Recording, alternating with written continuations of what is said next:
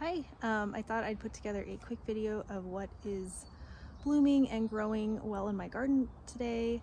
It's a beautiful sunny day in early June, so come on and let's take a look.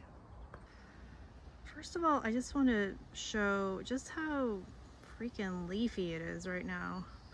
It's very leafy. We have the hazelnut here, and there is goji berry. And right next to that is my aronia, one of my aronias, the big one. And here we have some raspberries, which are putting on fruit nicely. Be ripe in a few weeks, probably.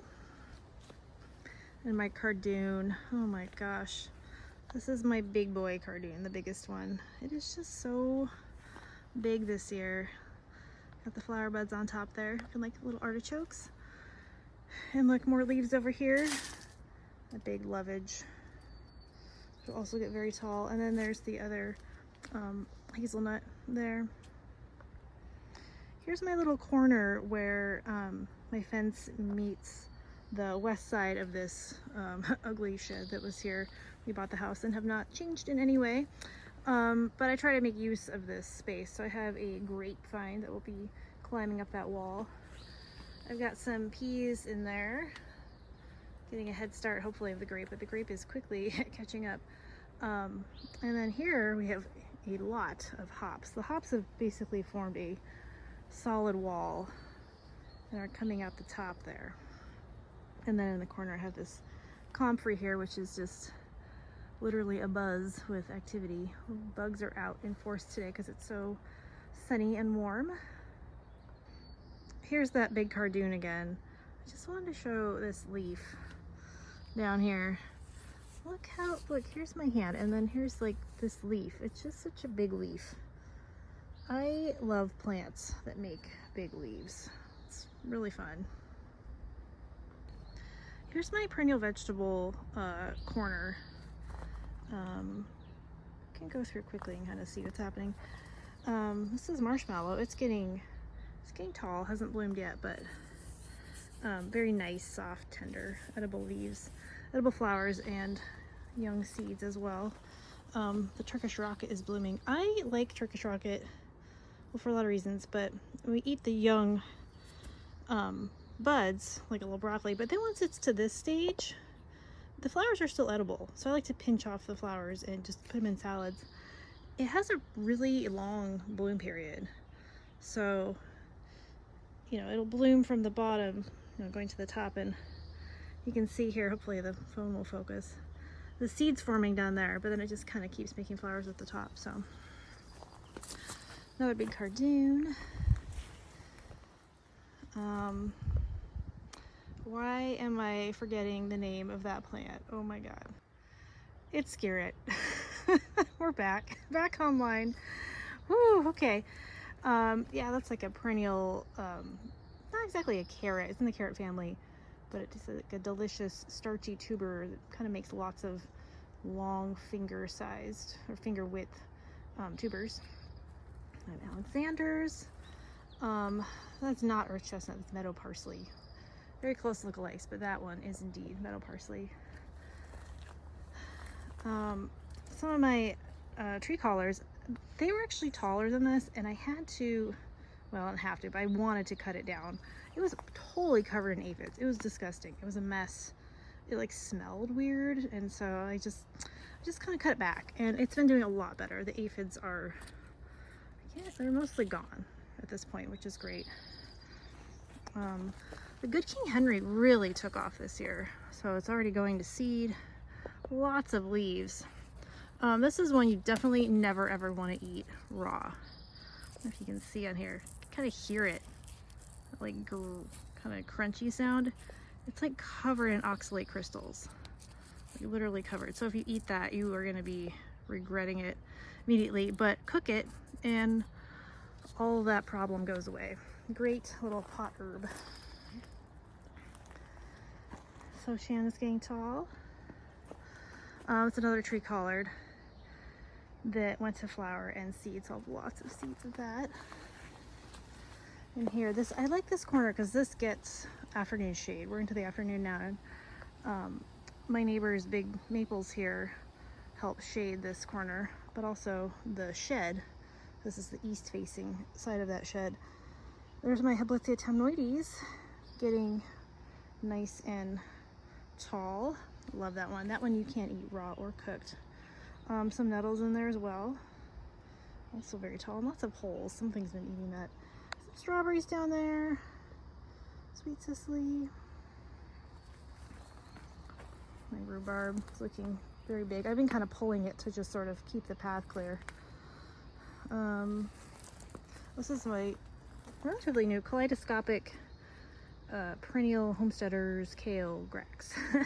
It's really like a pretty one because it's got this kind of purple color in there, and it's really tasty. It's like a pretty mild tasting kale. I like that one. Some Welsh onions. Oh, more big leaves. Yay. Elecampane. This one never has problem. Very easy to divide, which I think I kind of went a little crazy with dividing, so there's a lot now, but great medicinal root. Some coastal mugwort, very fragrant. Oregano. It's okay. It just spreads so much. I kind of have to like dig it out selectively.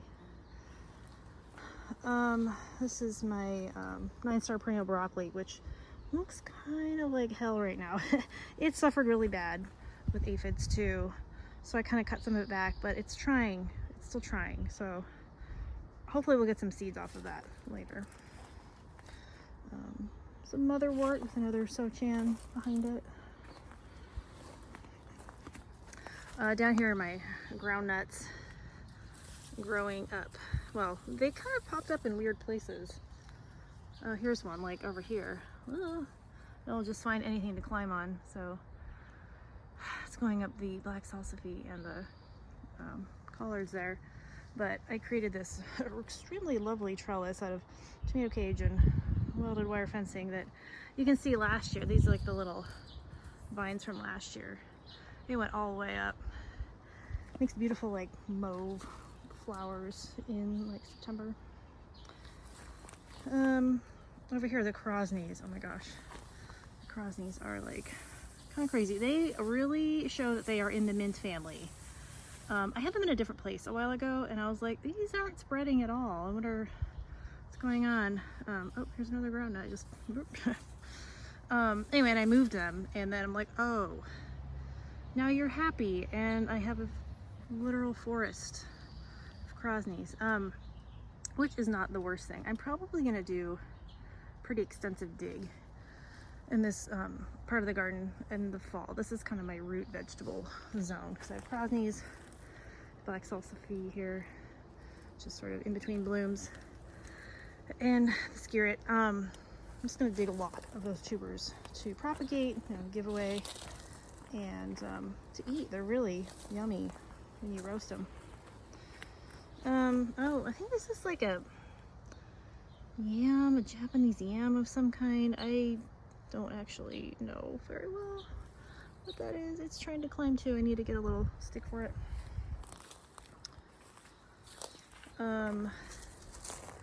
Here's some oca in here that I planted recently. And mashua over there too. Oh, before I walk away from it, my cow parsnip is blooming. It's so beautiful. This is a Pacific Northwest native, extremely important cultural food. And guess what? Big leaves. It's in the carrot parsley family too, so it has these big compound umbel flowers that bugs love. I love it, and they just look so pretty. You see them a lot on like roadsides blooming right now. They're really beautiful plant.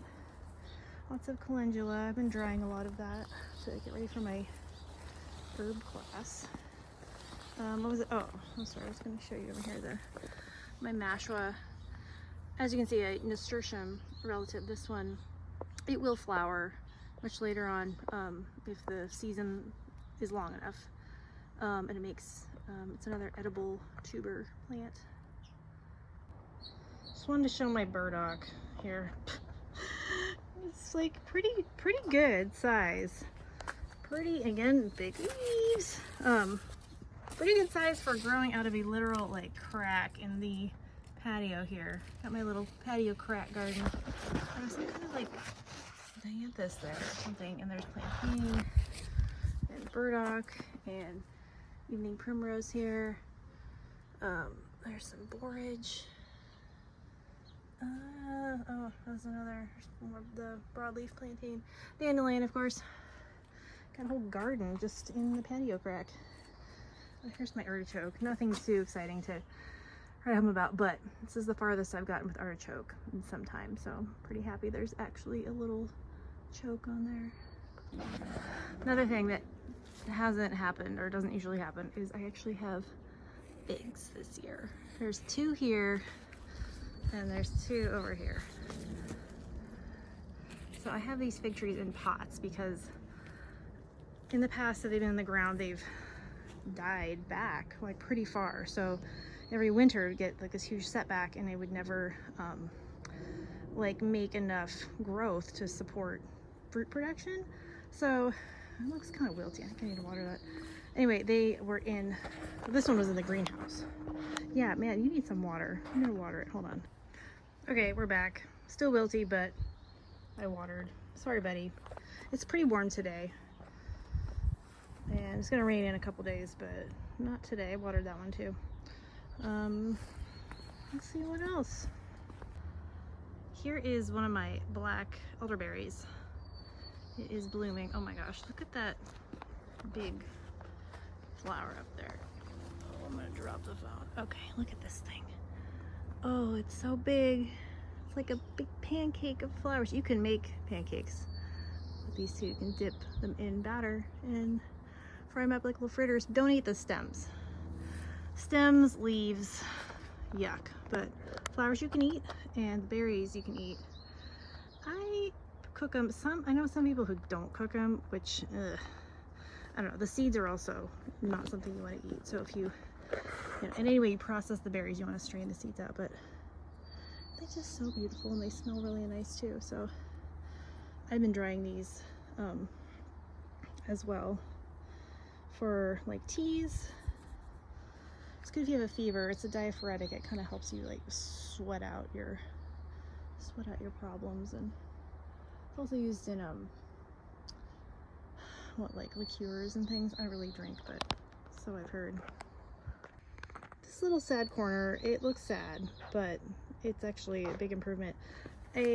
Back here you can see this kind of gross English laurel, which is still alive because, you know, cutting it back does not kill it. It's still trying to grow. So I don't know, I need to like figure out a solution for that, but I just kind of keep cutting it back for now. But in the meantime, I planted some things in here.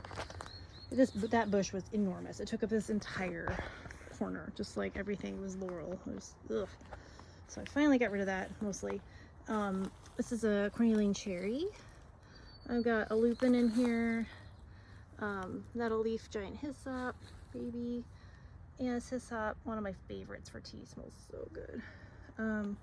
What is this? Korean angelica, a couple of those, and there's an evergreen huckleberry there. And I sort of sprinkled some seeds. Oh, and a globe thistle. I sprinkled some seeds in here too, and I think I planted oats. I think that's what this tall grass thing is. It's very hard to fight my nature of just seeing grass and trying to yank it out, because that's usually what I do, but I'm pretty sure that's oats that I put there on purpose. Oh, there's some calendula in here too, and some other things, some cleavers, which I'm kind of on the fence about. It'll take over. Some willows here that I got from my kid's forest school teacher. So I'm going to try to keep these like coppiced and get them in like straight whip production. I've only made one basket ever, but if I can get it going, that'll be a cool thing to have on hand. Thornless blackberry, looking good, flowers on it. Oh, variegated comfrey, isn't that pretty? I like that thing.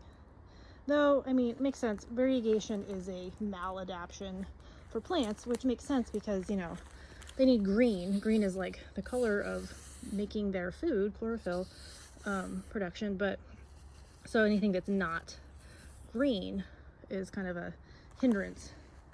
And you'll see that here. I'll show you an example of my sage, what I mean. Oh, first I have to show you my blue elderberry. So these are much more common on the east side of the state, but this one has done great, and it is flowering too. And it's just so beautiful. This fall or winter, I'm gonna hack it the whole thing, hacked to the ground, because it really likes to be managed that way. It'll help rejuvenate it. It's pretty tall. I wish I could somehow make it less tall so I could reach it, but the birds love it. Okay, here's what I wanted to show you, the big sage. I have these 2 giant sage bushes. Here's one, and there's one over there. These started out as like 99-cent bargain bargain basement plants years ago, and they have become the size of a, I don't know what, something big old sage. But when I bought them, they were variegated. So here you can see, this is kind of what the whole thing looked like. Yeah, it's pretty, right? You know, variegated plants sell because they look cool. But as you can see, most of the plant is not variegated. It's like, I don't want to be like that because it doesn't make enough food for me. So it's reverting back to its solid leaf state, which is fine. I don't really care. You can, in plants that do this, you can try to like prune off the solid leaves if you want, but I don't think you'll win that battle. Here's my meadow arnica starting to bloom. It's really pretty, and meadow arnica is super easy to grow. It just kind of clumps out in this colony over time and makes lots of blossoms. If you don't know, arnica is it's a great medicinal. You don't want to use it internally. I mean, some people use it in homeopathics. I'm not a homeopathic person, but pretty much you want to only use it topically. So you can dry the flowers, and they turn to fluff, which is fine, and you infuse them in oil to make a salve, and it's used for pain or bruising or stiffness, arthritis, things like that. Yeah, it's a great, and all arnicas are interchangeable. So you see a lot of like Arnica montana, and that's fine, but this is Arnica chamasonis, meadow arnica. There's also heartleaf arnica and twin leaf arnica. There's a lot of arnicas, and they're all equal medicinally. So if you can't get meadow arnica, it's no problem. This one grows great in my garden. One thing I'm extremely excited for, this is my persimmon tree, which if you live in the east part of the United States, you'll probably be like laughing because they grow wild where you are. Well, not so here in the Pacific Northwest. We have to try really hard for our persimmons, but it's actually making fruit this year. I counted like 5 or 6 the other day, and I can only find 2 right now, so I'm hoping it's not like aborting its fruit or something. Oh, here's the other one right there. So little guy. So before this tree has only ever made 1 singular fruit. It wasn't very big. It wasn't very exciting. It is kind of a pretty tree. I think I messed up planting it though. One, it's just not very productive. I've had it for, you know, like, I don't know, 9 or 10 years, and it's never really made a lot of fruit. But also, like, underneath the leaves are, you know, they're like light green. They're kind of green, but the higher up you go where it's more exposed to the sun, it's like straight yellow, and you can see it gets kind of crispy and burnt. This plant is not like the full sun, and so I feel bad because I just assumed, oh, a fruit tree equals full sun. This guy would have done a lot better in the shade, so maybe that's why it's been kind of, I don't know, suffering. It gets a little bit of protection from the blue elderberry, but in the summer the sun is so high it doesn't make too much of a difference. So sorry, buddy, we're just gonna have to do our best. Next to it I have Saskatoon berry, which is another wonderful, culturally important plant for the Pacific Northwest. People who have lived here since time immemorial. This one looks a little weird. It has a lot of berries on it though, so it is not ready yet though. It's another name for his June berry. Mine aren't ready in June. Mine might be ready in July. We'll see, but that's okay. It's very ornamental. The flowers are really beautiful, and the berries are are really yummy. Speaking of yummy berries, right next door, we got my big gummy. Lots of berries. Oh, that one's just starting to get like a little, where's the phone? A little bit of color on that berry. He should be ready, I don't know, a few weeks maybe. I love gummy berries, they're so good. Nitrogen fixing shrub, awesome plant, just, and really vigorous. I've had to cut it back to like even get through here. It's pretty dense in this corner. Thanks for joining me on my mini garden tour on this beautiful day in June. I hope to be posting more videos throughout the summer and the fall also.